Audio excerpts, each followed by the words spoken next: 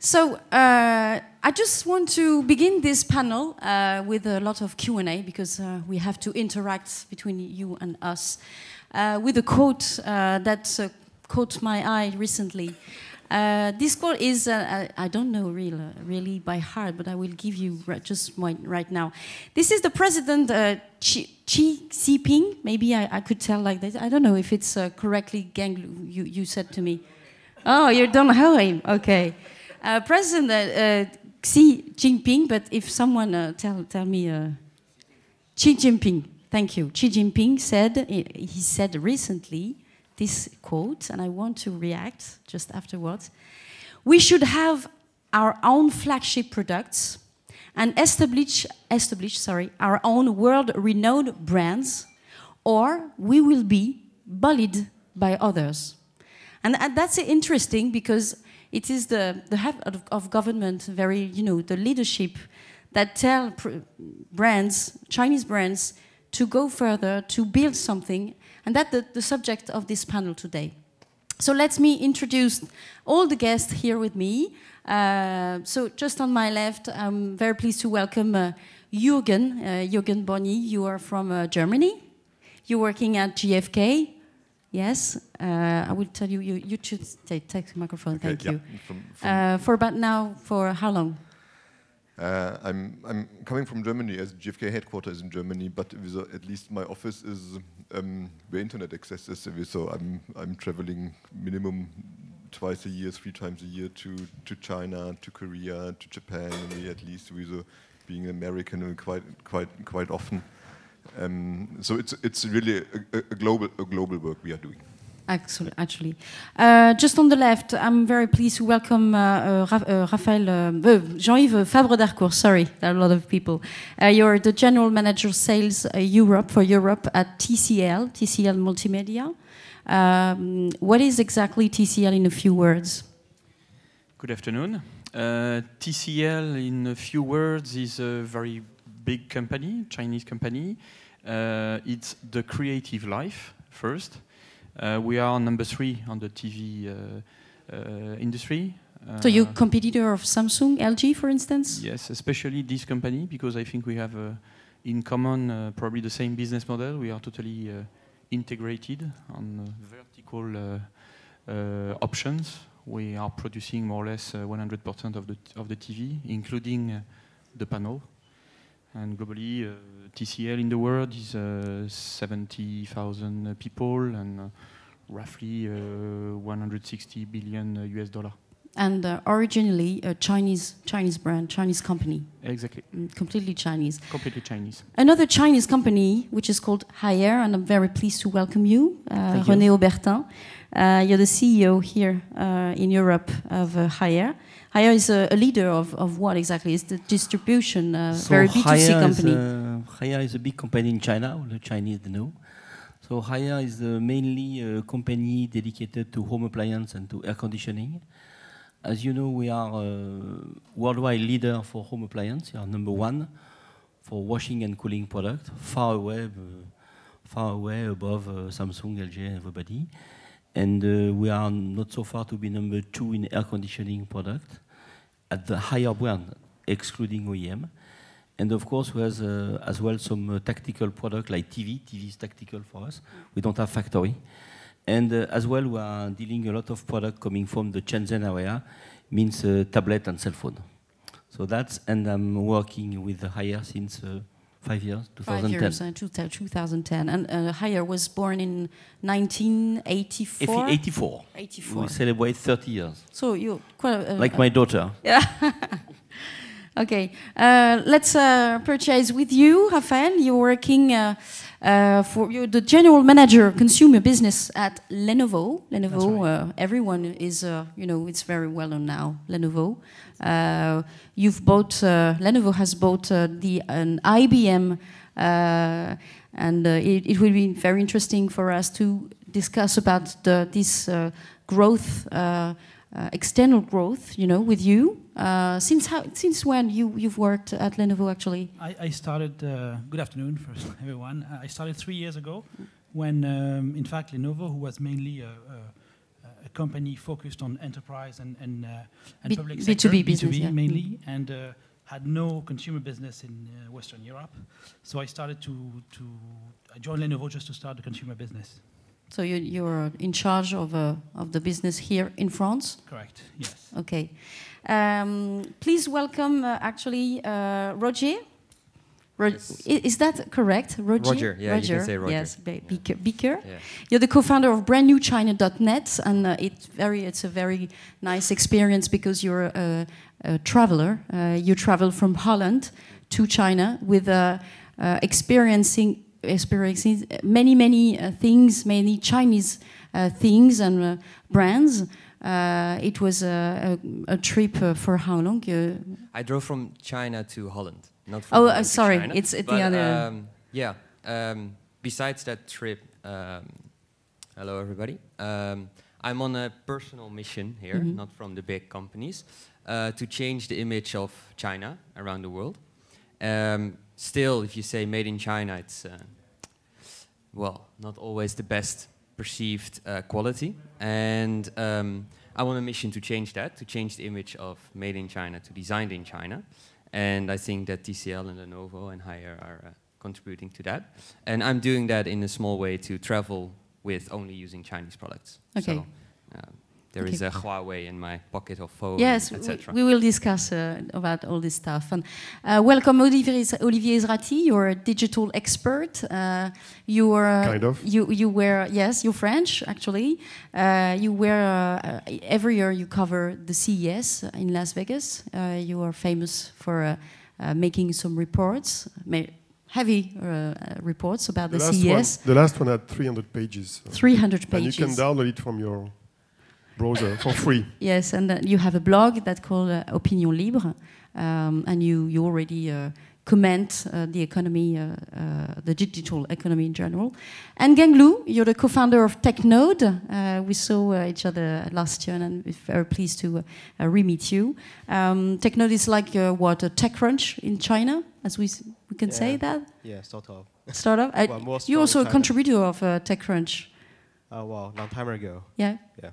Okay. So, Gang, the first question is for you because, yes, you have to work a little bit.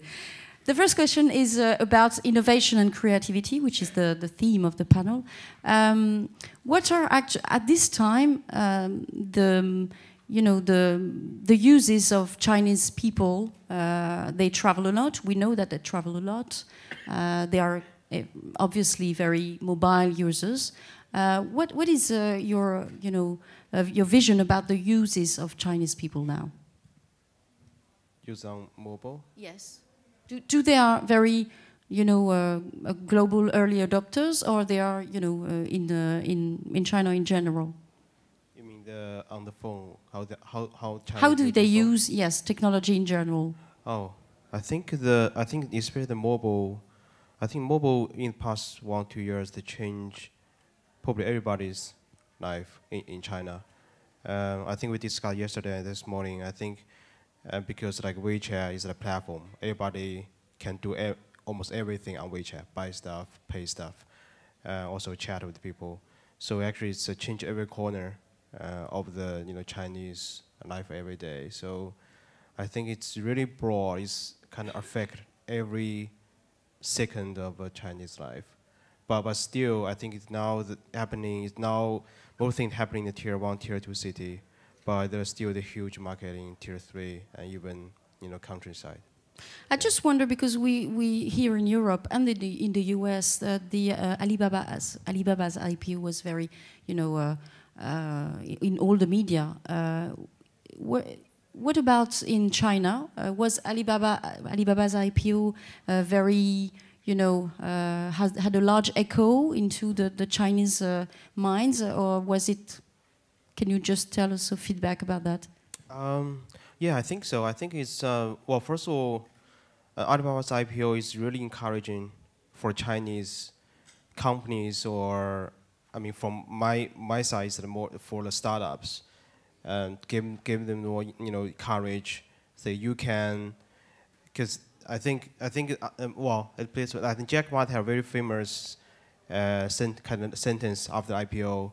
He said, everybody should have a dream because maybe it will come true. So I think all young generation is so encouraged by that kind of sentence. So also for companies, I think Alibaba start from like Chinese companies. Now it's like the #1 IPO. So I think the Chinese, they do have the chance to have like a global brand in the global market. Mm. Is it feel in China like a success story? You know, is Jack Ma very, you know, like a big star in China, or is it, you know, quite? Yeah, it is a big story. And also, I think Jack Ma just been to Taiwan, Hong Kong.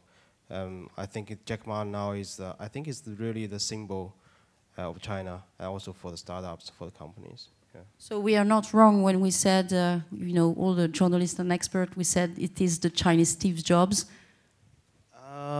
Is it wrong or is it right? I probably Steve Jobs is not the right person to compare with Jack Ma. Why? Because different style. I think Jack Ma is. I think it's probably he's the innovator on the market side, not the product side. I mean, just my point of view. But Steve Jobs is on the product side. I think if you look at Jack Ma's, everything he's done is, I think nothing in my head is any like good product or really innovative product Jack Ma has been created in past Alibaba kingdoms. But it's all his ideas, the passion or the ambitions, and the business models. And so it's not really product driven. So let's continue with you, Roger, on innovation aspects and very Chinese brands and Chinese products. What were the Chinese products that really, impressed you during your trip? Yeah. So when I decided to drive from China to Holland, I had to look for everything Chinese because I wanted to use only Chinese products, from my car to my phone to my laptop to my camera to my clothes to underwear, everything. So I reached out to the big guys, and well, of course, the car is the main point, right? Can a Chinese car drive to the other side of the world? If you ask automotive experts, especially German people, they have some doubts about that. Sorry about that.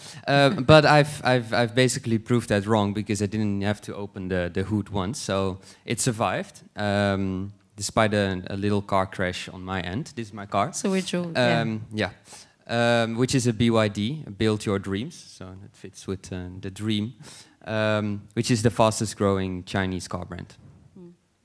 And on the other hand, what were the Chinese products, your Chinese experience that was not so relevant, actually? That they were not so, sorry? So relevant, so... They were not so relevant. What do you? I don't understand what you... Were you disappointed by some products? No, actually not. And I'm not being paid by my sponsors to say that. We could wonder that. No, no. I think all the products that I used, they are from companies that are definitely on par with their Western counterparts. Lenovo is one of my sponsors. Huawei is my phone sponsor. BYD is my car sponsor. They produce quality products. So I was actually not too worried about things breaking down, to be honest, and it didn't. So no any disappointments in terms of quality. So that was a good experience from A to B. It was completely a total good experience. Nothing, I mean, I drove for 3 months through 11 countries to like Turkmenistan, Iran, challenging countries. Yeah. So of course things go wrong, not thanks to the products, but just because it's an adventurous travel. So yeah, car crash, passport stolen, all this kind of stuff. But. The website is called brandnewchina.net. If you want to go further. Okay, let's continue with you, Jürgen, from GfK. You have data and charts about the Chinese brands and how do they compete on the global markets. Can you just make a statement about what we have to know about the Chinese brands? Very brief, yeah, very brief. Sorry. No, very brief answer to Roger. I have no doubts about that. That even also a Chinese car can drive from China to Europe. I think 100 years ago or something like this, even if the European car drove through China. I think yes, this should be possible. My first experience when 10 years ago or 12 years ago went for the first time to China. The first car I sat in was a Volkswagen, at least. So I think they should buy. They should be able to build up very good cars, at least even also. The Chinese, if we have a look at it, at least and it's about technology markets now, and have a look at it to what is the development of the market. This is the digital world market, so digital world market, which includes a smartphone as well as a TV, as well as a connected TV, as well as even a DVD player or car navigation product. It includes also a tablet or all these digital products. Of course. Market is, as we see, expected 2015 slightly positive in the development, which is not bad. It's a vital technology market. New stars are coming up. Other products which are not needed anymore, we are slightly going down. The fact is, we have to keep in mind that out of this total global digital world market, 20% is done in China, or 20% of this market of these products are sold in China. Yeah, so. And this is by far the biggest market all over there. Yeah. If we have a look, at least this is by regions, and we see this emerging Asia, the red one. This is where China is in. Where, by the way, even also India is in. Where Indonesia is in, Malaysia. And from these emerging Asian countries, of course, there is really coming a push into this market. So this is growing by plus 3%. Middle East Africa is, according to low household penetration, even also be growing. So we see it is not only that China is a big market, a push is coming at least even also from the Chinese market as the Chinese market is growing. And if we have, this is the red line is the development of the smartphone market. We expected until 2015. If we say 20% of the digital world market is done in China, yeah, if we take this 1.4 billion smartphones, then close to 30% even is done in China. So mobile phones or smartphones are much more important than other categories for China. Smartphone, low cost, or what kind of category? Less often Apple, yes, but I will not say low cost. It's at least even also it's high branded products and high branded products. Not only in the smartphone area, in the TV area as well as in the computer area or in the PC area, and these companies are spread out of China now. We can just remind the audience that Xiaomi is now the third sellers in the world of low-cost smartphones, if I'm right, because of a lot of studies like that. Do you agree with that? Yeah. It's impressive because it's less than 5 years of growth in the market. Maybe I will switch at least to something what we see. This is well, back again. This is the journeys the brands have done over the last, let's say, 20-25 years. Yeah. So if this is an example I have taken with the TV market. Yeah. A lot of people, maybe especially elder people, not so many elder people, maybe, but remember two brands like Telefunken or Grundig. Yeah. Local brands at least. Even also in France there has been Schneider, for example, as some kind of local brands. All these brands are at least not existing anymore. Yeah, it went in the year 2000 or slightly before, slightly later, to Japanese brands. Yeah, and we had a lot of the Panasonic, Sony, and so on. And then the trip went from Japanese brands to Korean brands. Japanese brands went down, especially after 2010, also after the tsunami and a lot of course, problems.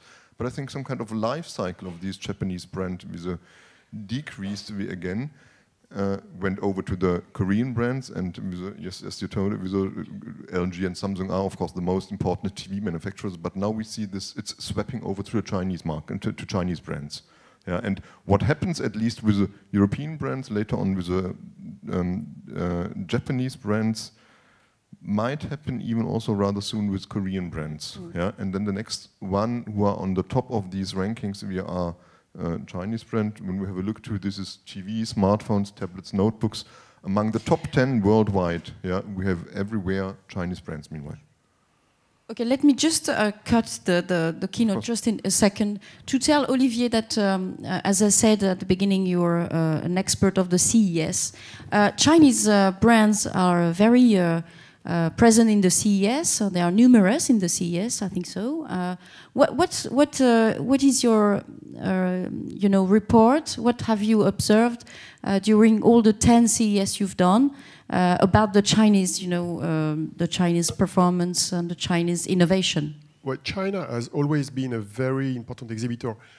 Last year, or this year, we had about 1,089 Chinese exhibitors out of 3,700. It was the second country, just behind the US, before Korea, before Taiwan, before other places from Asia, before the Japanese.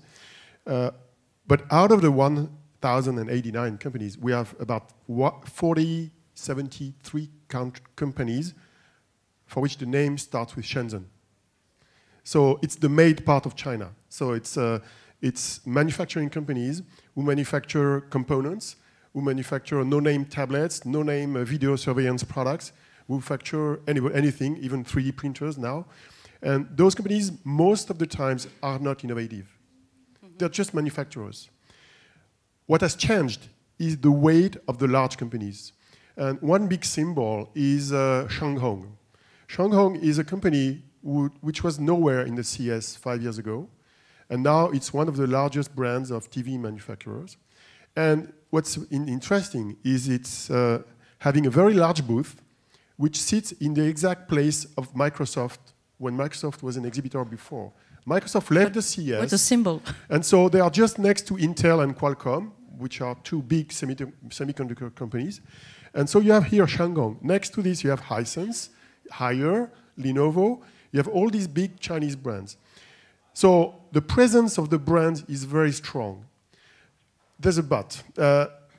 It happens that most of these brands don't yet have a big innovation image. Yes. Most of them have commoditized products. Sometimes, one of the reasons is China is not mastering yet the components part of the business. Because in the consumer electronic business, there are three key components. One is components. It can be screens, it can be CPUs, it can be memory, it can be batteries, stuff like that. Second is software platforms. Today, software platforms are run by American companies. It's Google, and most of the smart TVs from China are built on Google TV, or Android TV now. And then you have the cloud, you have a kind of telecom technologies. When you look at those, and the last one I forgot is startups. Innovation comes from startups, mostly from the Silicon Valley. Those are driving the innovation in the world.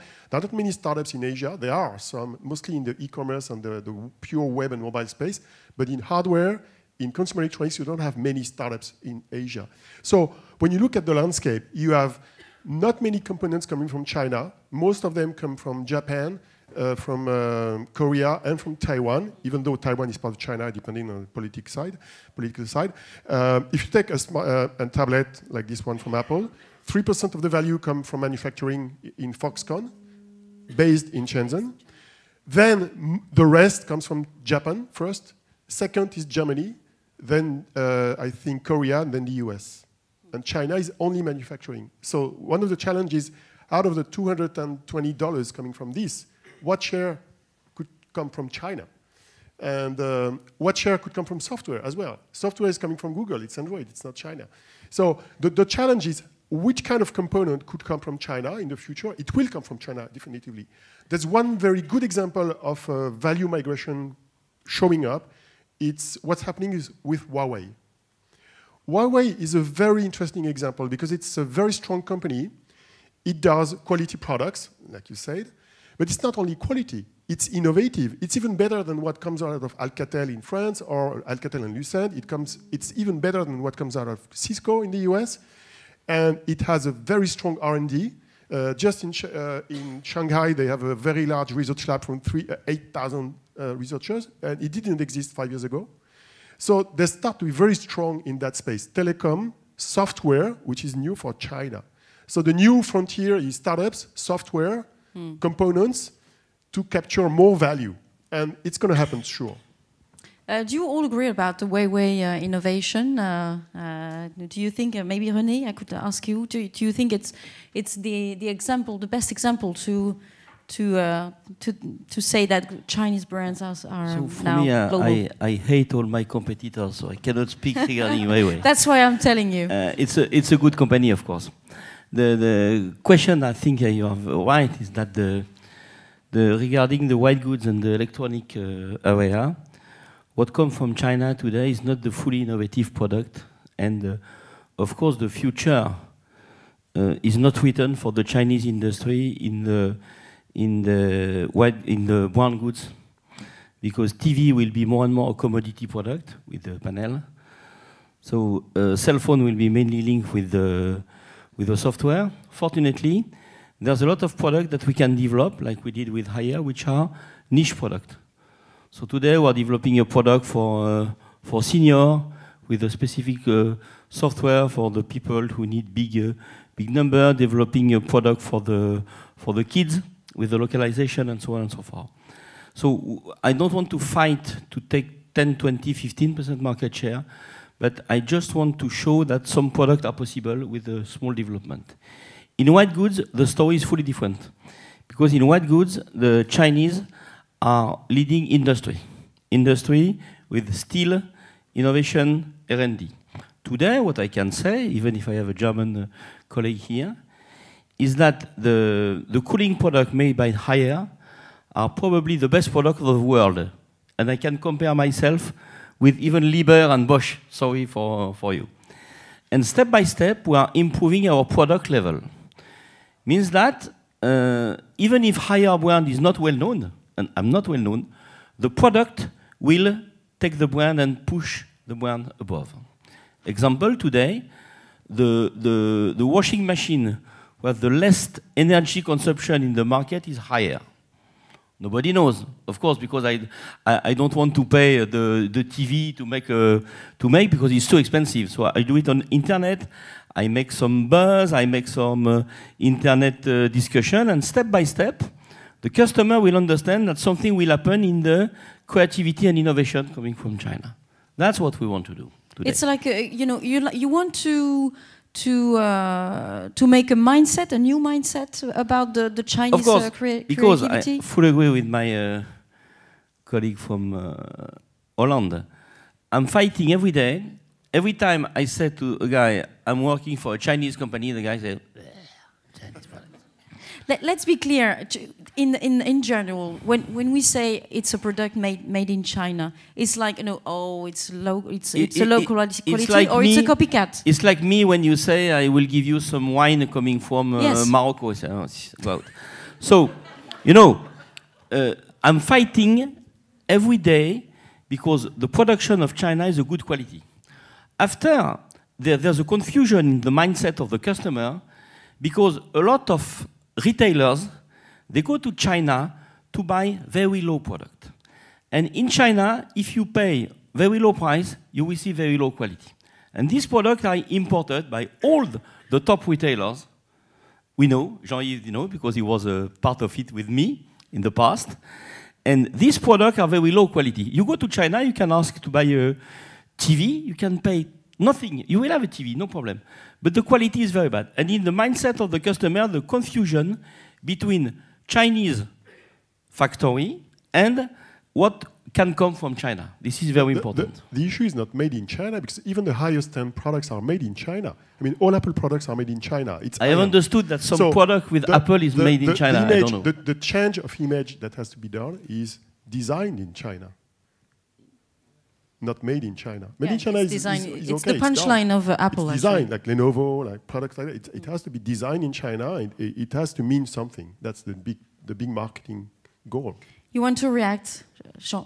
Yes, just additional comment. I will not, as René, I will not comment anything about my competitors, but in mobile phone we can talk about Alcatel One Touch, which is also part of TCL. For the TV and the white goods, we have probably something in common to share. is that it's a real heavy industry, and I totally share what you mentioned on the mobile phone, because it's a very small product with a lot of intelligence and technology inside. But if you take the example of the TV, it's remaining, and I think it will be the case for the future, a centric product for the home, because it's probably a product where all the people at home will be around this display to look at the picture, movies, etc. In TV, probably the panel is one of the key points of and this is probably different compared to the mobile phone, but it's done in our example, but it's more and more a part of the product coming from China, and the panel industry is a very important industry for Korean, for Taiwanese, but for Chinese. That's the first point. The second point, we need also to make the evolution of the product. So we discuss about the design, etc. But I think the content will be very important, much more important in the future, also for the TV. And that's also the reason why the company are making some association for the content. We are working with Dolby, we are working with IMAX. You're working with Hollywood. Yes. Let's talk about that, just to focus. We are working, in the case of Hollywood, is more in the communication of TCL. It's a way to make our brand more famous. So we are partner of the Chinese theater in Los Angeles. And we are also partner in some movies. So every year, TCL is a partner of one blockbuster like James Bond, the Transformer in the past, Batman, X-Men last year. And so you put on screen some products, some key products. We have some placement of products. Placement. Yes, and this year I think you will have the chance to see probably some TCL model in the ME5, Mission Impossible 5. Which will be in the cinema probably in August, I think. So that was the reaction for what is the part of the product coming from China. It really depends on the different product. As we are into the Chinese, like an immersion into Chinese brands, I want to have a feedback of you from Lenovo. We were talking about branding and product placement. It's the case for you, but you have another lever. It is endorsement with everyone knows Ashton Kutcher. Which is a movie star, but not only. He's a business angel, very serial business investor in the Silicon Valley. Can you tell more about that? Yeah, the first thing maybe to also go into innovation is something since I started at Lenovo. The PC market has been down for the last 2.5 to 3 years. So we were trying to innovate on the PC, which, in fact, if you look at the laptop, it hasn't really changed. In the last 20 years, the laptop has always been the same. Sorry. Yeah, thank you. So 3 years ago, Lenovo came with an idea that, a laptop can be with a touchscreen, okay, but that the laptop, if you want to use it as a touch device, you need to transform itself. So you need to use it in 3-4 different modes, eventually remove the screen from the keyboard. So we had this big investment on our yoga series, they call it, and it was very successful. Now everybody is going into this multi-mode laptop. Last year, the tablet market has been challenged, so we are trying to do the same with the tablet, because tablet is challenged by smartphone. Of course, 7-inch, 6-inch smartphone are challenging the 7-inch tablets. So we're trying also to innovate with the multi-mode tablets which will come with a projector and this kind of innovation, which is unique today to Lenovo. But to get this technology known, we need to use some, as you said, ambassadors. And so we have looked into the market, who was, of course, a pretty face, or a good actor. Yes, I agree. But a good-looking person, and obviously Ashton Kutcher is one of these good actors, and he's also a very wise investor in the Silicon Valley. So we thought, can we find a partnership that is, we're going to use this person as a brand ambassador, but we're also going to use him and his knowledge of the technology to make focus group, to help our engineers to develop this kind of product. And we've done a lot of funny video online to use Ashton as one of our engineers. And that has been very successful in the last 2 years. I just wonder, what is exactly the goal for a B2B company to make a B2C campaign? It's like a B2C branding campaign. Well, Lenovo has a strategy of first purchasing the IBM PC division, so the ThinkPad brands, very, very important for us. But Lenovo was not present outside of China in the consumer market. And we've seen since 2008 a bit of a slowdown on the commercial business and public sector. The public spending has been cut. So Lenovo needed to continue growing to attack this consumer market in Western Europe and in the US. So we needed to be very strong and compete with the Apples and the other specialized consumer brands. So for that reason, we started consumer business in all the mature markets, and of course there was a lot of volume to take there. And we can see that our competitors that were present on those markets have, of course, suffered a little bit from the arrival of Lenovo because we've been growing extremely fast. We are today 15% in France in just 3 years. Yeah, that's quite a success. Just to purchase on Lenovo, the Lenovo use case, you had an external growth by buying some IBM business units and big products.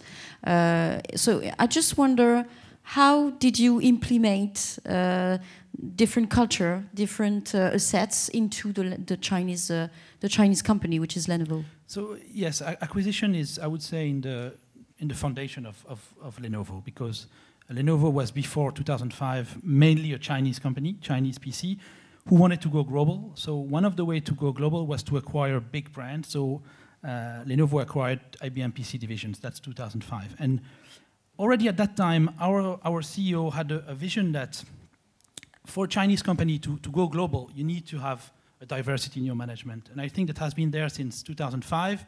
It's still the case today. If you look at the board of Lenovo, which is 10 different people, there are 7 nationalities. And I think that's very important if you want to succeed acquisition, because very recently we acquired Motorola, which is the former Google Mobility. 2014? No? Last year, just end of last year, we closed the deal.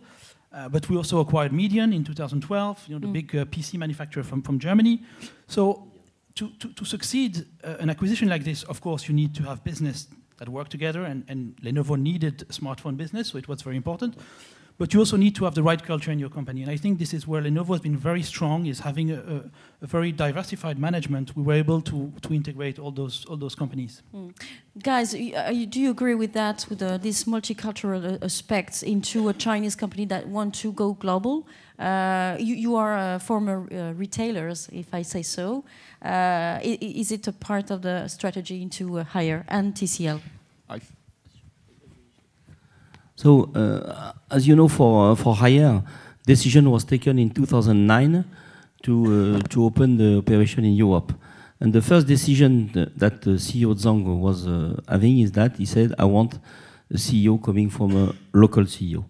And he asked me to implement a local team with very strong expertise, because he wants to open to international management. And the key success for CEO Zhang was to open to international management. So what I did is that I have taken a lot of people. I have seen your chart from JFK where you see the Japanese company and Korean company. So I have in my team some guys. One is here, is Cedric. He was in the year 1995 in Sony. So this guy implements Sony. And after a move in the year 2002, 2003 to Samsung. And after he says, now I have to move to the next Chinese one to implement. So a lot of people with me, they were working for Japanese after moving to Korean and after moving to the Chinese company. So this is really the key factor of success for us. Yes. And for you at TCL? Yes, I share totally this opinion. We have first from in China, we have a lot of manager making some study in the US business school. It's every year we have transfers from some Chinese people to US, just to be very international minded. And as far as Europe is concerned, we have in a small team, but we have only 2 to 3 Chinese people in the organization. So the CEO is French. I'm French, and we have a local nationality in the different countries. So that's very interesting. Yeah, that's great. But I want to tell Gang, when we said, as we said, that this is a key factor to go to make a global Chinese company. What is your vision about that? Can you just confirm that in China companies are want to make strategic recruitments, employments, etc. In the global. In the global, yes. In the main global Chinese companies, actually. Yeah, I think that's. I think if one local company they want to be global, I think they have to do this. It's not just happened to the Chinese companies. I think the same thing, like like Google or Microsoft, when they come to China, I think why they couldn't make that much of a success because at the beginning they think they can just send somebody to China, they can manage everything. But I think that's the experience probably the Chinese company they learn from the foreign companies. They know that if they go global, they have to rely on the global local managers and to learn from them. I was in Spain for MWC. Actually, the trip was I was invited by ZTE, and they are also kind of Chinese global companies. I'm surprised I did an interview with like VP of DTE. I think I was quite surprised because at least what I heard from them is they are very open. They said they are open to any opportunity to the global. They know the Chinese, if they want to conquer kind of the local market, the Chinese they cannot do this on their own. So they have very international teams. Yeah. You mentioned something very interesting. It's to conquer the world and conquer local markets, and it's the right subject. And when we prepared this panel with you, Jean-Yves, you said to me, Chinese are a bit afraid by European market because it's not a unified market. It's everyone said that it's completely different payments, different cultures. Europe is not a country. It's many countries. Can you tell more about that? It's probably one of the characteristics of the TV business because you have in the past, but it's still the same today. You have some technology or some adaptation which are mandatory to be in the market. So that's probably something which is more complicated for an industrial company as the US market, which is one only market with a million of TV sets every year sold. So you have to adapt. So that's probably more complicated, but also which means that we need to adapt and we need to be confident locally with the different team to be efficient. And that's probably also another way to explain, according to us for TCL, how we have decided to address the market. And probably I was talking about the Chinese specification. I don't know who knows today that the UHD, for example, the Ultra HD, which is the 4K TV, 4K. Very high value, the first market from far at the international level is the Chinese market. So the Chinese people, we were talking about the basic model or the sophisticated, but China is definitely interested by the technology. And if you take the example of the TV, the 4K TV is from far the first market in the world. And that's probably, just to come back on your question, it was probably more, it was easier for us to address the different market with some product on the second or third quartile, but also with technology and with UHD to bring, because it's the only way to make business, to make profitable business, to bring in the market some product with value. Olivier, do you want to? It's true from the consumer view, but not true from the professional view. It's interesting. The 4K market is very interesting because it's the first time, I think, in the recent history where a new IT technology is going to be used first in China before the rest of the world. It was not true for smartphones, not true for PCs, not true for most of the other technologies which came out in the last 3 decades. So that's very interesting, and it creates a very big opportunity for the large TV manufacturers in China and the panel manufacturers as well. On the other hand, when you look at the whole value chain for 4K, which starts with cameras and studios and post-production stuff, and all these value chain, this is a professional value chain that is, at this point in time, mostly captured by Japanese companies and mostly Sony, and to some extent Panasonic and JVC. And the US is lagging behind in that, for that respect. The telecom companies are also playing a very big role. So I include there, again, Huawei, sorry, because 4K is a big driver of bandwidth consumption. So you need fiber optics, you need new set-top boxes, you need also new chipsets for set-top boxes. And today, most of these chipsets come from Broadcom. They are manufactured by TSMC in Taiwan. Some of them come from MediaTek, again, another Taiwanese company. So when you look at the value chain, it's kind of so-so. So the big challenge for China here, as well as for smartphones, is probably to capture more of the value in the value chain of innovation. And it comes out also from maybe another topic which we could discuss later on, but which is how China is dealing with startups. It's a big, big, big thing to talk about, because that's a big weakness today. It's going to change as well. I know China has big ambitions there, but it's a big weakness from mostly all the world compared to the US. So it's one thing that has to be done. Open innovation in China is also available for every country in the world. Open innovation, it starts to be good. I mean, when you look at what both TCL, Lenovo is doing, they know they had to go very fast. So thus, the acquisitions, it can be brands, like what TCL has been doing, or manufacturing, or even design capacity, like for Lenovo and IBM and Motorola. So they know they have to move fast. They know they have to make some acquisitions. We know from the last decade that the pace at which big companies acquire new technologies, new skills, new talents from all the world is critical to be successful. And it's a big know-how to do that well. If you look at the past, for example, Cisco has been doing this very well. They were very good at acquiring new companies in the last 20 years. Now it's starting to not to be good, not as good. If you look at Google, Google does this very well. They acquire about 50 companies every year in software mostly, and they're very good at integrating those technologies in their offering. Or acquire hiring. Also acquire hiring, because they acquire knowledge and people, not necessarily products. Some other companies, even from the US, like Microsoft, I worked at Microsoft, are not doing this as well. So it requires some talent. Samsung is starting to do that. They acquired a home automation company called SmartThings recently. They want to do like Google with Dropcam and with Nest.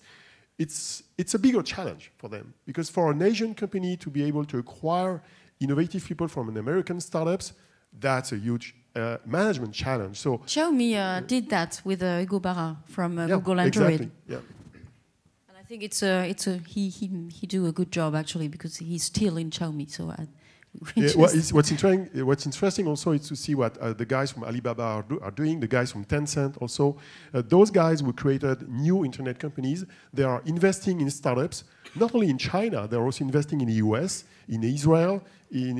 We saw that just at the end of this morning. So there's a new world global ecosystem where Chinese companies and innovative Chinese companies are more connected to the rest of the world to capture, to partner with other people, and not to be just driven by the growth of their internal market. They know that they have to be global.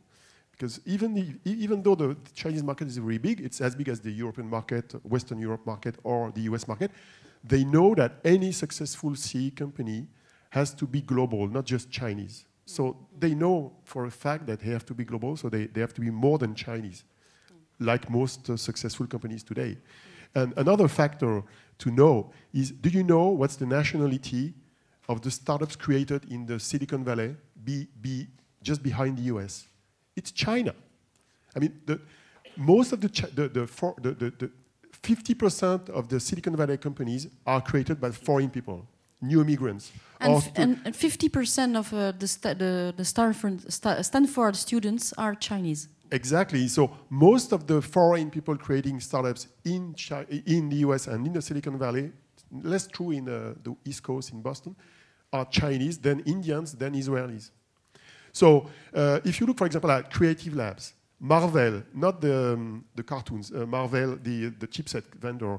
If you look at Vivante, it's a graphics GPU company. If you look at Netgear, all those companies were created by Chinese, or sometimes Chinese nationals or Taiwanese. So you mean there is a Chinese touch in the Silicon Valley? There is a Chinese touch, and the big challenge for the Chinese government is to make sure that all those Chinese people who go study in Stanford or in UCLA or in the MIT in Boston, yeah. They come back in China. They call this returnees. So how can they drive those returnees to come back in China with what they learned in China, business most of the time, design, business, integration, working with other people, and create or grow local companies through innovation, through marketing, through globalization. That's one of the challenges. They have started a program, I think, about 6-7 years ago. The government had a goal to attract about more than 10,000 people every year. It means a lot. And to drive more funding. Thus, what's being done by those successful entrepreneurs in China, which is very important because the wealth drives wealth. Because when wealthy people invest in young people, it drives innovation. So this is a virtuous cycle. It has just started a while ago, a couple years ago, and it will create benefits in the next few years. And it will surprise people, I think. Because it started a while ago, it's a long process, it's exponential, it starts very slowly, then boom, it's exploding. And it's going to be interesting to see. And it's all about maybe self-confidence, so probably, you know, concerning the Chinese entrepreneurs. I don't think Chinese lack self-confidence, not that much. Maybe they fear some of their local problems. They have local problems in China because people from the Western world always think about Chinese being very kind of dominant and think. No, they fear the slow of growth. They fear internal problems. I mean, the Muslims in the West, they have many geopolitical problems, yes. Energy, environmental issues. But one big strength they have that we don't have in Europe is they are very strong business-wise. I mean, they are very confident. They are very good salesy people. They are very pragmatic. They are very good in acting very fast, even though Koreans are faster than Chinese for this respect. So they are very strong for this respect. They start to be very ambitious. They are ambitious. I mean, but they want to create this kind of soft power to drive the world, economically wise. It's an interesting point. You want to react, René, what Olivier said? We have, something is new today in a higher companies that our CEO ask us to think now the company with what he called the micro company.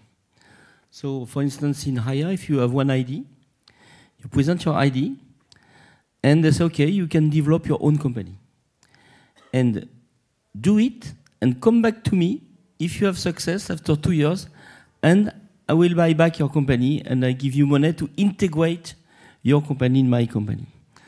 So we are pushing the guy with the good ideas to go with their own company, to develop their own company, to have what we call the startup mindset, and to come back 2-3 years, because of course they want to realize some money, which is normal, whatever you are Chinese or European, and they will come back with a developed company, with some software, with some patent, with everything, coming back to the company. So this is something we are implementing, and I think will be very successful. And this is brand new? Brand new, yes. Okay. So for me, I will continue with Hire, don't worry. Okay. Just a question for you, Raphael. We also discuss all about probably human aspects of how Chinese brands are growing and growing faster. Do you agree with that, with these human specificities? Sorry, you know, at Lenovo, humans' qualities are important yes. to, you know, we call it an entrepreneur, which is a, you know, entrepreneur inside the company. Yes. What is is this concrete at Lenovo? I mean, it's not exactly formalized as apparently in Hire, but it's true that we encourage a lot the initiative, the local initiative. So we have once a year what we call the some kind of product tour where actually all the sales team is joining, and where we discuss just new concepts, you know, about tablets, smartphone, whatever our business is. And then we have people from our research center in Beijing who are coming and then who are, you know, designing this kind of new idea and see how this is feasible or not technically or in terms of engineering. So for sure, I think this, in big companies, it's very difficult to innovate because, of course, it's very heavy. So I think that the idea of hire is extremely smart, that, you know, you can get out of the process, because I think we all know that big companies require strong process to evolve. But if you're able to take this out, and you know you can really work and keep the startup mindset, and you can get yourself a bit free from this, it can definitely help. So I mean, if you allow me, I will report this idea, because I mean, good idea needs always to be used somewhere else. So I think it's a very smart one, and I'm going to suggest it. Okay, so that's an inspiring idea. What about the management? Do you feel free to work, you know, all day long, or do you have heavy processes into Lenovo? Yeah, I'm not going to talk about my previous employers, but it's true that we have a lot of empowerment locally at Lenovo, and that's a big difference compared to several other companies. That here there's really a culture where, of course, you have to make your numbers. This is true for, I guess, all of us. You need to deliver your numbers, and there's a fairly strong pressure to deliver. But the way you do it, and the fact that you're able to take your own decisions and take risks sometimes to make your numbers is very true at Lenovo. So we have a lot of flexibility. We have a lot of freedom locally to operate and, you know, decide. Because I'm just going to come back on your question on how Europe is a bit scary. Yes, the European approach. I mean, try to explain to your production facility in China that the keyboard of a PC in Belgium is different than the one from Belgium, that the one in Luxembourg is different from the one from Belgium, that the one in Switzerland, French-speaking Switzerland, is different from the one from German-speaking Switzerland. That if you sell a laptop in Belgium, your manual needs to be first in Dutch and not first in French, even if and this kind of stuff is extremely complex. And of course, I would say for a country of 1 million people, you can imagine that for a Chinese person to understand it, it has to be done that way. So somehow you have to rely on the knowledge, and if your local guy tells you, in my country it needs to be done that way, I mean, you need to trust it. And therefore, Lenovo understood well that you need to empower and you need to let a lot of decisions locally, because people know, of course, what I just said, which is mainly technicalities, but culture is also different. The country I've just mentioned, I mean, Swiss are not Luxembourg, and Luxembourg is not French, and all this kind of stuff. Even if, again, from a Chinese perspective, I mean, it's Europe, guys. Don't make it too complex. But it's reality of our region, I think, and that's why I think it's very important to keep this local power. Just a word of this European approach and the difficulties of this diversity here in Europe, in our old country. Jürgen, what is your... do you want to comment what Raphael said? Thank you for the microphone. Even also on what you said, and maybe this is meanwhile, or in this digital times or in innovative times, a little bit with the lack in Europe, that we have a lot of different single countries. Big innovations are coming more from bigger units, at least. If we go back to these brands, for example, when we remember Samsung and LG joined or came to be number one or to the main players in the TV market. But they did this in a phase when the market has really changed to a new innovation, which was the flat one, or the LCD TV one. Yeah. Did have anyone Apple in his mindset during the PC times? Apple had some strange PCs, yes, we know, but then the smartphone came. Yeah, and with the smartphone, suddenly everyone thought about, Apple, and Apple became really a strong global company. Yeah? And now the question is, of course, what is the next innovation? And I think in TV, yeah, there is at the moment what we see in 4K UHD in the Chinese market. Yeah? This is, and 4K will be the next big step in the TV market, and it is coming from China. Yeah? And the smartphone has not developed in Europe. 4K is at least even also coming from China at the moment. So there I see at the moment what is coming in Europe in regards of consumer products. In regards of B2B products, yes, it might be different, but in consumer innovations, this is coming Meanwhile, now from China. There's one big area of opportunity right now, which is Internet of Things, so-called connected objects. At this point in time, you don't see many stuff coming out of China, at least that's from what I saw at the CES. But what's happening is the copycats are coming faster. So, for example, new video cameras, IP video cameras, were very popular from the Shenzhen booth at the CES for a while ago. You start to see connected scales. You start to see 3D printing, even though it's not really IoT per se. But you see a lot of new product categories coming out of China because they are being commoditized very quickly. Because, you know, all the components come from the same place. I mean, the components come from the countries I mentioned. They are very standardized. So innovation comes from mostly from design, from marketing, from how you build your own value chain. And it's not just about components, it's how you reach out to your consumers. So I think there is an opportunity due to the size of the Chinese market to build out this market, which is still, although very trendy, very uncertain. I mean, many people say, okay, there's going to be tens of billions of connected objects sold in the next few years, but it's a market that requires a lot of structuring. I mean, you don't know where the value will come from. Will it come from objects? Will it come from software? Will it come from data, from the cloud? Will it come from Google, from Apple, from other companies? So there is room to take in that space. If you look at history, if value comes from software and data, it could still be the Americans employed. If it's more about integrating the whole value chain, it could come from Asian companies. So there's a lot of opportunities there. There's a lot of uncertainties in this market. And China has a role to play. It has to learn simultaneously with other countries on how to build value in this new market.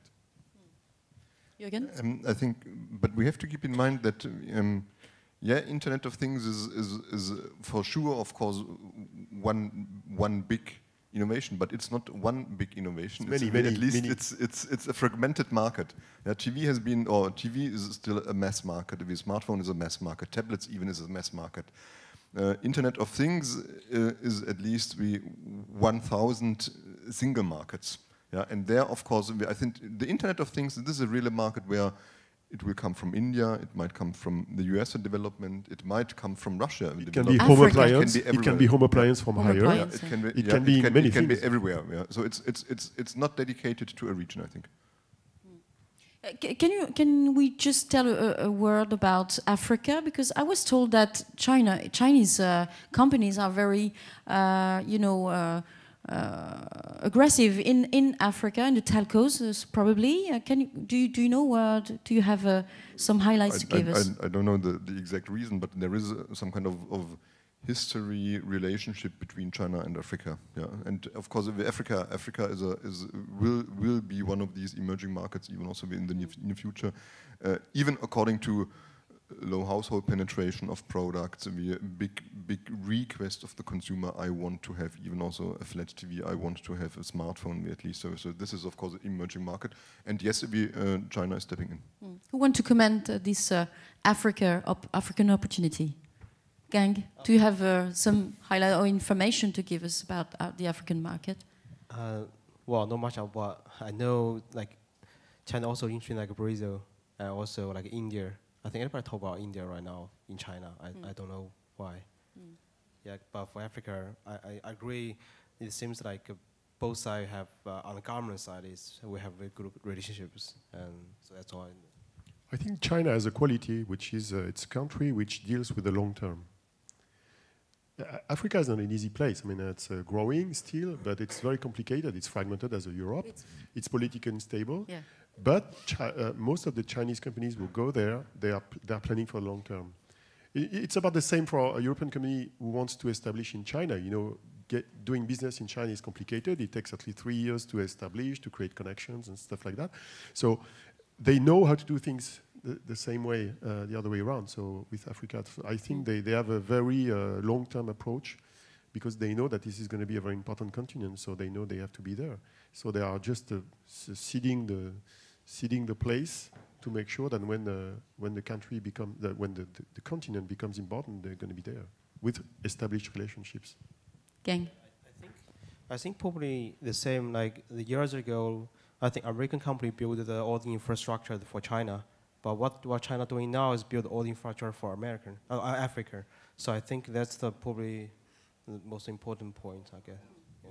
Let's end this panel and the conclusion with you, Laure, by maybe taking some questions. Do you have some questions for all our guests here? Yes. Hi, Normandy Madden from Thoughtful China. I agree with a lot of the comments you've made about changing the perception of Chinese brands through it's not just made in China, but designed in China. And there certainly is a lot of creativity and innovation coming out of this market. But we're seeing it mostly in terms of R&D and product design. And the way that these big Chinese companies have grown in China and then allowing them to go overseas has been through distribution, pricing, R&D, product development, and acquisition, maybe in the case of Lenovo. Where it's been falling short is on marketing. And there are a lot of Chinese companies that don't really understand the difference between a name and a brand. And I'm not referring to specifically to any of you up here, but I think a lot of Chinese companies, especially state-owned ones, would be guilty of this. So my question is, how long will it take and what will it take to get there when people go in, say an American consumer goes into Walmart in the US and walks out with a Lenovo or a TCL or a Haier and went in there saying, I want this because it's the best, the way they talk about, say, Siemens or Whirlpool today? So this question we can answer depending of the customer profile. So, for instance, for Europe, we have decided that we have some customer profile. First profile is what we call the traditional customer. Traditional customer is what we call in Germany, my grandmother has a Bosch, my mother has a Bosch, and I have a Bosch. This customer will never come to the Chinese one, even if I pay 20 million every day to the TV broadcast. So we need to find a way to attach and to touch what I call the trendsetter. Trendsetter are mainly the young people who wants to make an experience, whatever will be the brand, and wants to have original product, design product, and value for money product. Typical my son and my daughter. So this guy you can touch through Facebook, social network, internet. In this case, step by step, you can bring some customer to you. But we cannot say we are able to have 20% of the customer entering the retail store and asking to the brand. It's not possible today. And just an additional comment. I think we can also motivate the customer to buy a new TV or from TCL, for example, with a different product. So we really need, and that's also one of the targets for the company, is to make some product different. So we have a lot of product which are comparable with the competitions, but just to take one example for us, we are very interested to make the value on some small screen size. So small screen size in TV is really challenged by the tablets. But if you take one screen size like the 24-inch, for example, which could be, and according to some of my competitors, it's becoming more and more a commodity product, we are proposing to the market a different product. When I said different, I would like you to see the product because it will be different in terms of color, in terms of design, and I really think that the product is not a basic product, but will be will create probably a huge motivation from the customer to be purchased. That's the first point. But I think you're right. The difference between name and brand is a very interesting point. And it's probably one of the challenge for the Chinese brand. You're right. Okay, Geng, you want to comment? Yeah, just really quick. I think if you look at what I understand for kind of traditional Chinese big companies, for example, like when I talk to IDT or Huawei, I think they understand the issues, the name and the brand, because they worry about that. I think I've been told, for example, DTE they said to me they know they're strong in the global market, but But they're strong at the B2B business. But now they see the potential in the B2C. But actually, they have a very good product, like the phones. But what they worry about every day is nobody know how good their phones are. So they want to build a brand, but they don't know how. But that's one for the traditional build guys. But on the other hand, if you look at some Chinese startups, for example, well, Xiaomi is a good example, but Xiaomi is already big. But there are some others. For example, there's one phone maker in China. It's called OnePlus. I don't know how many of you heard of them. But OnePlus, what they are doing is they almost completely forget about China. They focus on the global market.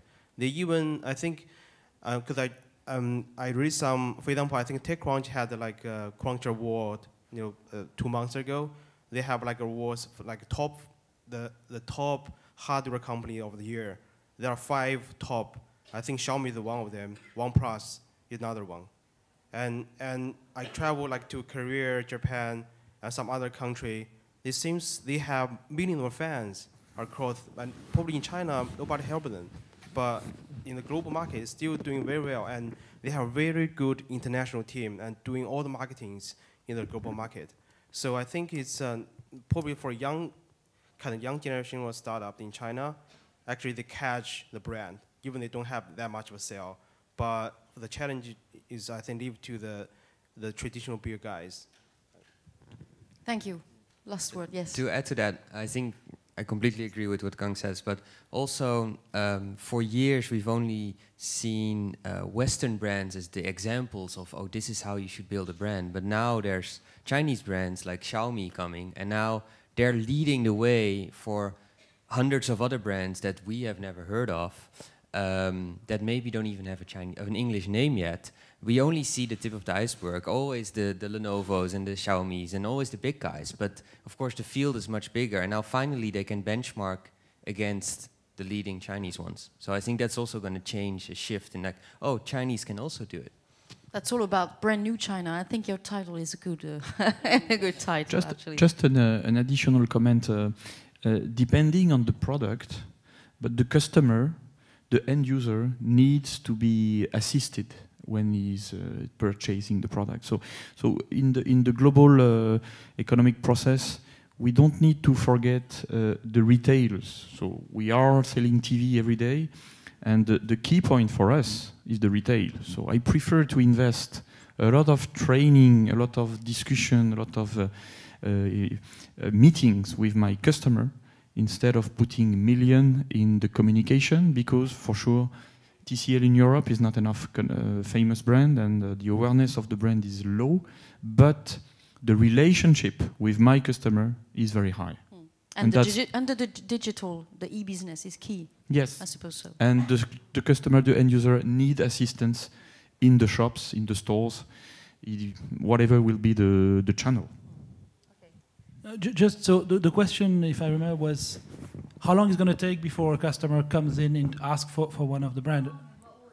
Yes. So I cannot really give you a timeline, but I think it's already happening now. I mean, we said the product. If you have a unique product, obviously he's going to come and say, I want this product. And we said, but I think the other question is, most of our companies are pretty young. I mean, in the computer business, most of the competitors of Lenovo have been there for 20 years. So we are relatively a young brand, I would say.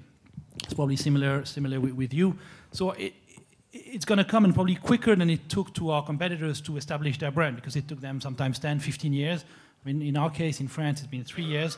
So, I mean, give us just a few more, I was about to say years, let's say quarters, but it's going to come, because today, you know, as we discussed a lot about digital communication, the way we can be much more efficient on targeting, you know, influencers or trendsetters, like you said. So it's already happening now, and I think it's going to come very fast, that people go and ask, this is the brand I want because this is the product, or this is the brand that is today, you know, reflecting my personality. I want to thank really Jürgen, Jean-Yves, René, Raphaël, Roger, Olivier, and Gang. Thank you very much. Thank you.